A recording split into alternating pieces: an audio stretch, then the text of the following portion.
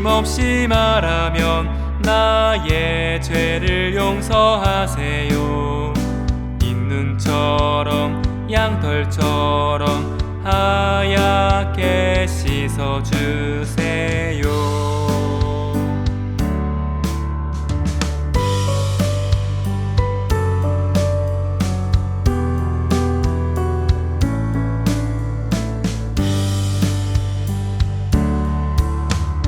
하나님께 죄를 지어 마음이 괴로울 때 두려워 마세요. 용기를 내세요. 숨김없이 말하면 나의 죄를 용서하세요.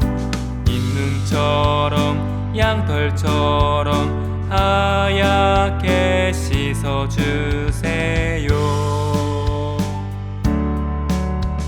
숨김없이 말하면 나의 죄를 용서하세요. 인눈처럼 양털처럼 하얗게 씻어주세요.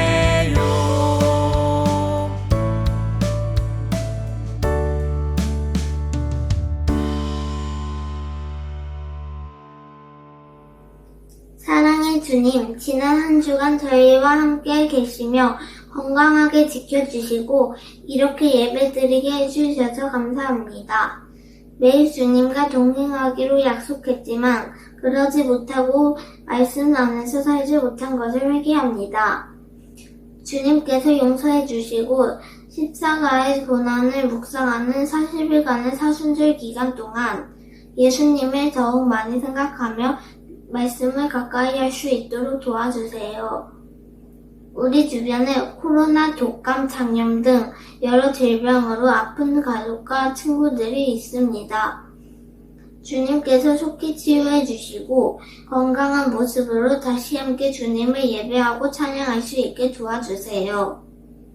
오늘 말씀을 전하시는 염규현 전도사님과 예배를 준비해 주시는 모든 손길을 축복해 주시고 오직 주님께서 영광 받으시는 기쁨의 예배가 되게 해주세요. 예수님의 이름으로 기도드립니다. 아멘.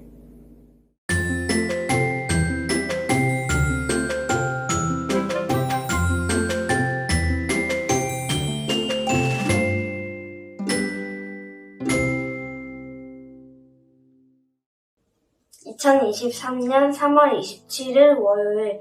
며칠 전부터 다리가 아파서 깁스를 했는데 친구들이 도와줬다. 나도 아픈 친구를 도와주면 불편한 일을 챙겨주어야겠다고 생각했다. 집으로 돌아와 사순절 성경 읽기를 하였다.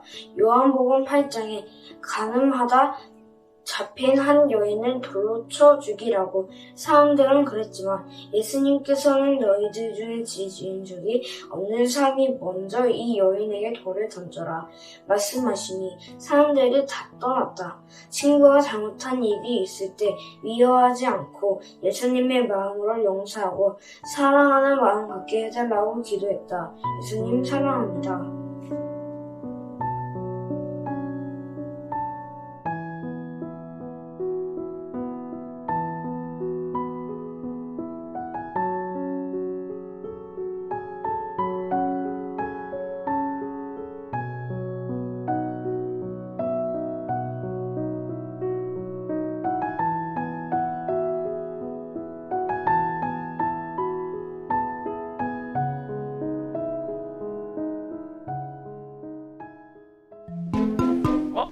나리! 안녕하십니까? 그래, 좋은 아침이구나. 우리 여기 쓰레기가 있네. 민수가 좀 주워볼래? 쓰레기. 제가 빨리 주워야지. 고맙네. 이따가 보세. 야, 너 뭐냐? 아, 왜? 뭐가? 주인님 말씀에 뭘 그렇게 순종해? 그게 뭐가? 주인님 때문에 우리가 살고 있는 건데 주인님 말씀에 순종해야지. 당연하잖아. 얘는 적당히를 몰라. 적당히를. 적당히 좀 하자. 야, 이 쓰레기. 참. 나 이거 가지고 열심히 이래야지 주인님 좋아하겠지? 오늘 작업은 여기서 끝. 우리 이번 주까지 여기 있는 밭을 다 갈아보자. 어르신, 그건 안 돼요. 못 해요. 그걸 어떻게 해요? 맞아요. 우리 밤 못 새요. 우리 같은 허약 체질은요 꼭 밤에 잠을 자줘야 된다고요. 우리 병 걸리면 어떡해요? 얘들아 잠깐만. 그래도 주인님 말씀에 순종해야지. 못한다니. 우리가 이번 주에 열심히 해볼게요. 할 수 있을 거예요. 같이 하면 할 수 있을 거예요. 열심히 해볼게요. 아이고 우리 민수. 그래. 그럼 내일 보자꾸나 여러분. 안녕. 어르신! 할 수 있어. 진아 너 밭일 할 거야? 절대 안 하지. 그거 어떡해. 나 요즘 엄청 바빠. 그래도 우리가 지금 이거 먹고 살 수 있는 이유는 주인님이 이렇게 해주셔서 그러는데 순종해야지. 그건 순종 잘하는 너나 하세요. 너나 잘하세요. 그냥 가자. 야, 같이 해야지. 진짜. 혼자 남았지만 주인님이 시켰으니까 열심히 해야 돼. 주인님이 그래야 좋아하시지. 열심히 해야지.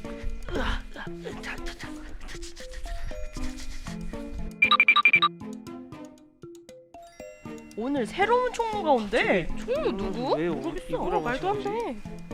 오늘부터 민수가 우리 집의 총무다. 다른 아이들은 민수의 말을 잘 들을 수 있도록.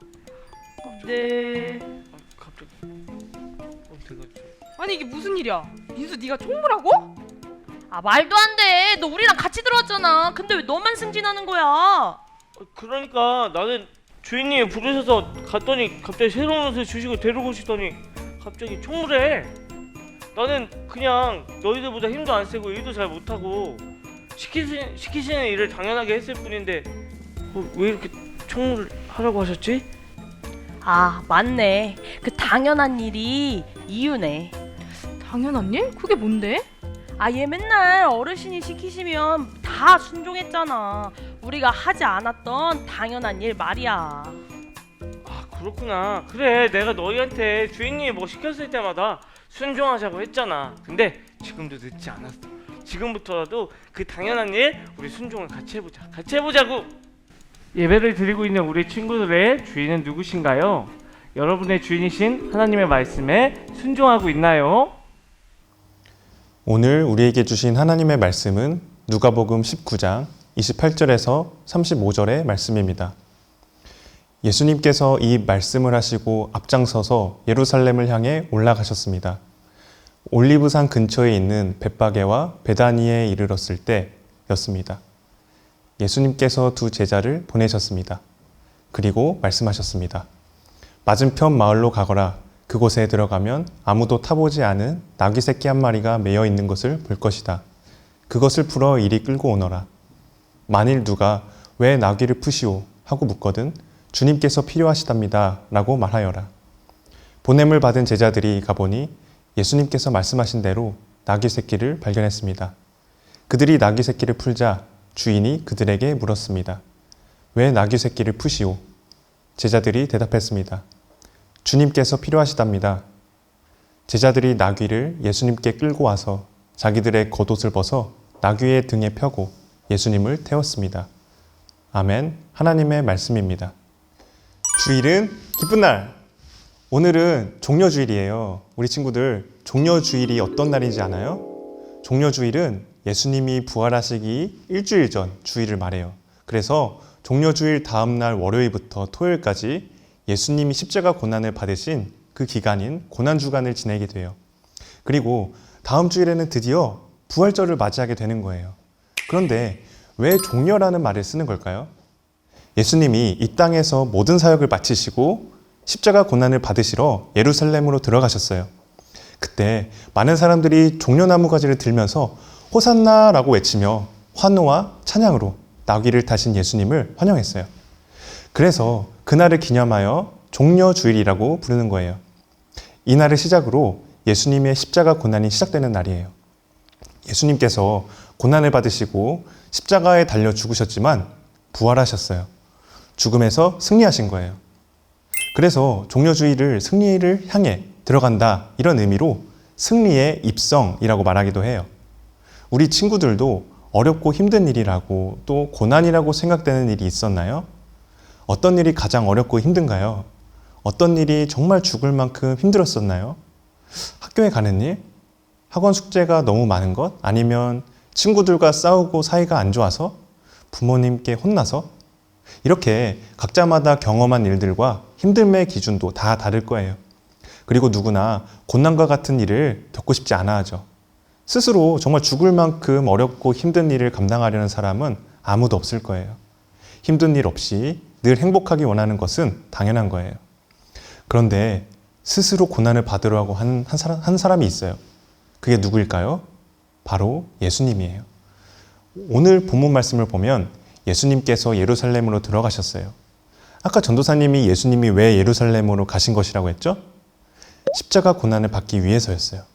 우리가 생각할 때는 예수님께서 왜 그렇게 스스로 고난을 받으려고 하신 걸까 이해가 안 될 수도 있어요.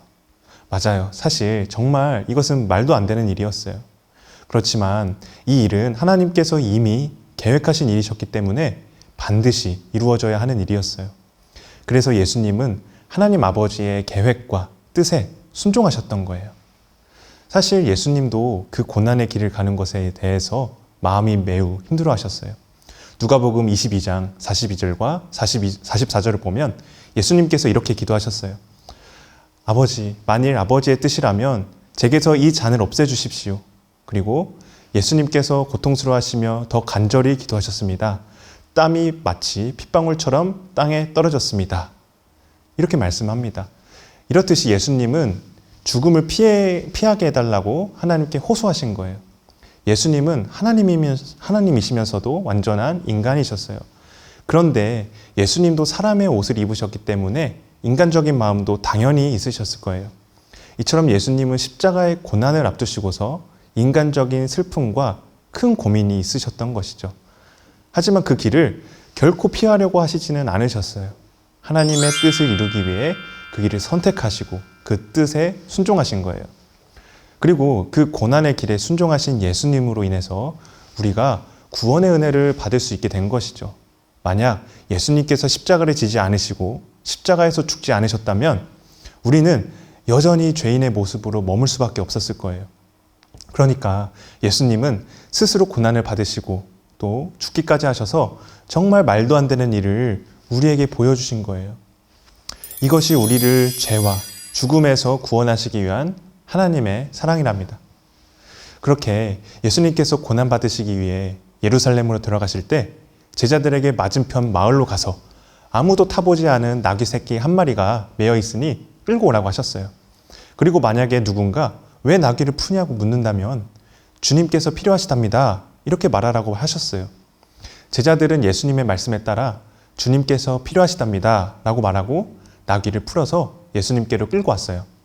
그뿐만이 아니라 예수님을 나귀 등에 태워드렸어요. 또 자신의 겉옷까지 깔아드렸죠.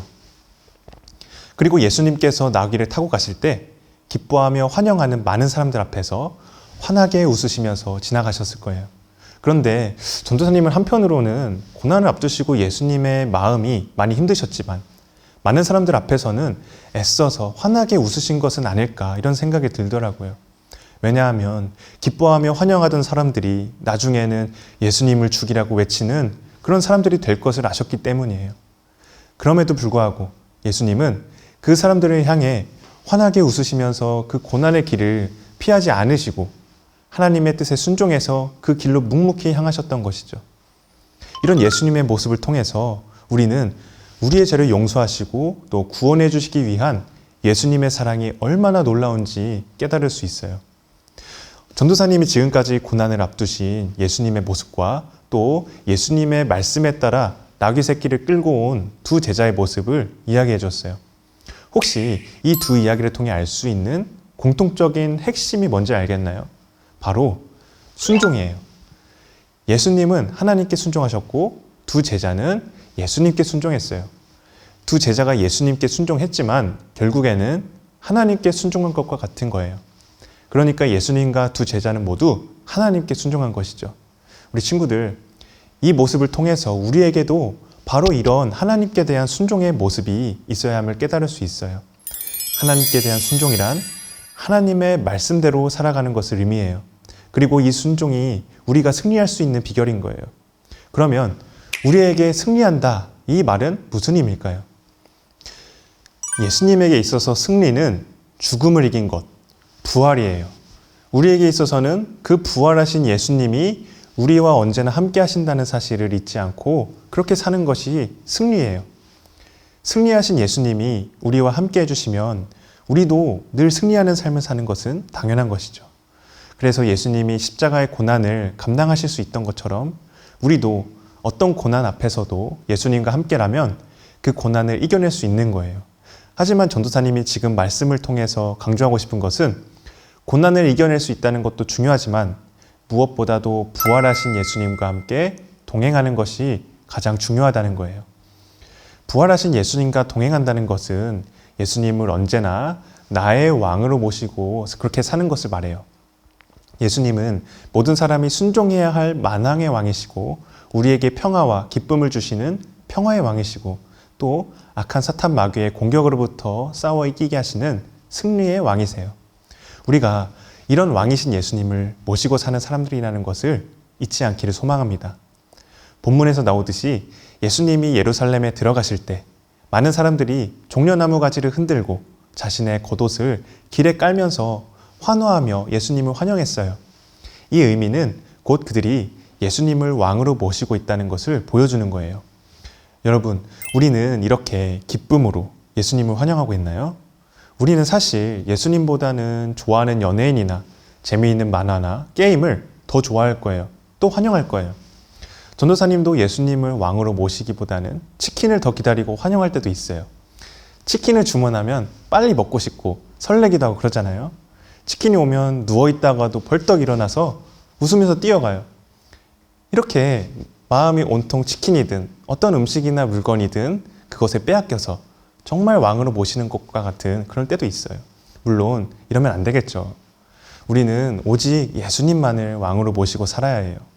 예수님께서 두 제자에게 나귀를 끌고 오라고 하셨을 때 제자들은 아무런 이유를 묻지도 않았어요.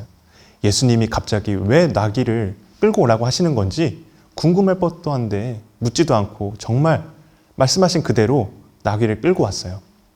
왜냐하면 제자들은 이미 예수님을 왕으로 모시고 있었기 때문이에요.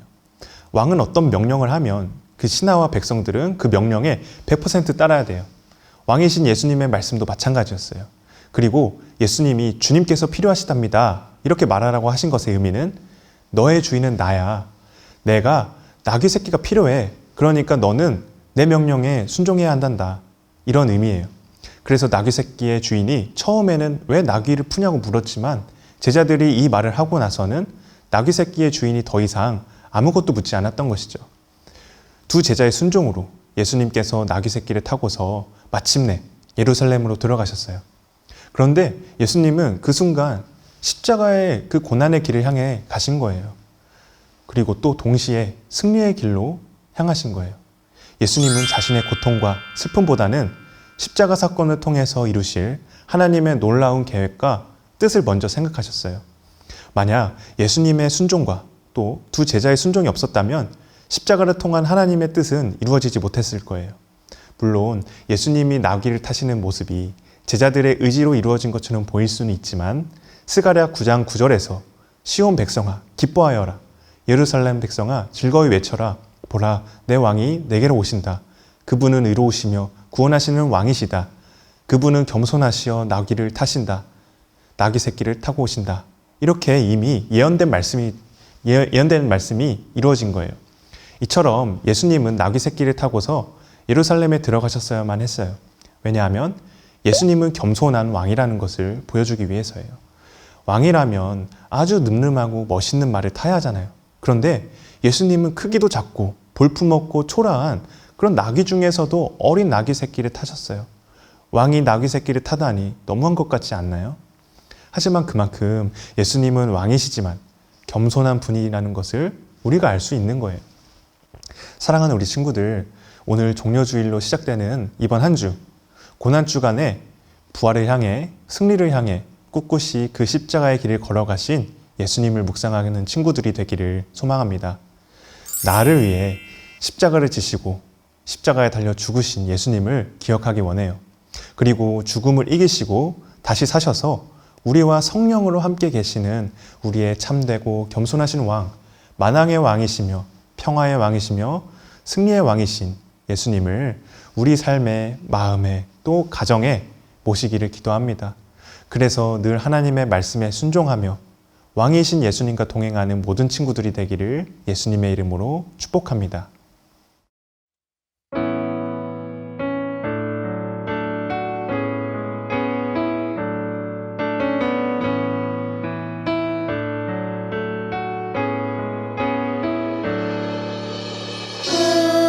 우리를 구원하신 예수님 그 사랑 감사해요. 나의 모든 죄 위하여 십자가 달리셨네. 죽어 있던 날 새롭게 살게 하시고 날 자유케 해주신 예수님, 온 맘 다해 사랑해요. 이제 나는 주님의 것 찬양 받으소서. 주님 사랑해요. 오늘 우리 두 가지 기도 제목을 놓고 함께 기도하겠습니다. 첫 번째 기도 제목입니다. 나를 위해 십자가에서 죽었다가 다시 사신 예수님을 나의 왕으로 모시고 늘 주님이 주시는 기쁨과 감사와 평안 안에서 승리하는 삶을 살게 해주세요. 기도하겠습니다.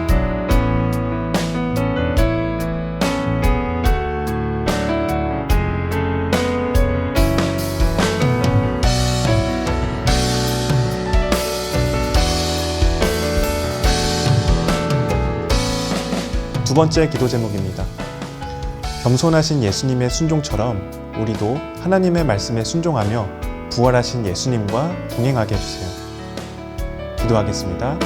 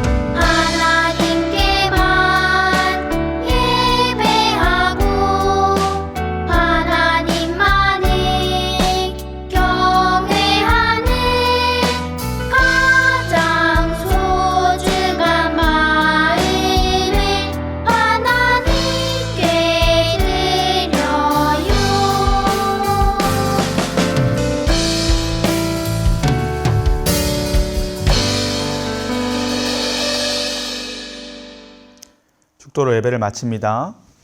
지금은 우리를 죄에서 구원하신 예수 그리스도의 은혜와 하나님 아버지의 크신 사랑하심과 성령님의 하나 되게 하시고 안아주시고 위로하시는 역사가 예수님의 완전한 순종을 본받아 주님의 말씀에 순종하기로 결단한 우리 모두 머리 위에 지금부터 영원까지 함께 계시기를 간절히 축원하옵나이다. 아멘.